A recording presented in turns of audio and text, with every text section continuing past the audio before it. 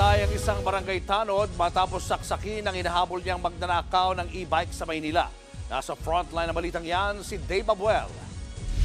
Madaling araw kahapon nang makunan sa CCTV ang lalaking yan na nagtutulak ng e-bike sa barangay 281 sa Binondo, Maynila. Ang e-bike na yan, hindi pala niya pag-aari kundi ninakaw. Sa sumunod na kuha ng CCTV, makikitang tumatakbo ang lalaki pero wala na ang e-bike. Ayon sa pamunuan ng barangay, nilapitan nila ang lalaki para sana tanungin. Kahina-hinala raw kasing nagtutulak siya ng e-bike ng alanganing oras. Pero imbes na tumigil, agad daw siyang tumakbo at iniwan ng e-bike. Hinabol siya ng nakabisikletang volunteer tanod.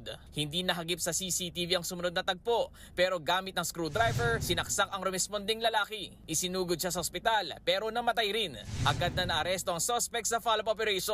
Nabawi rin ng e-bike. Ayon sa kapitan ng barangay, secure sa lugar ang biktima na nagsisilbing volunteer tanod. Laging very active. Pag may sunog, lagi siyang tumutulong. Tapos kapag may problema sa barangay, nag-volunteer siya. Naging matipid naman ang sagot ng suspect ng tanungin ng News 5. Wala kami maregloin lang. Hindi ko intention yun.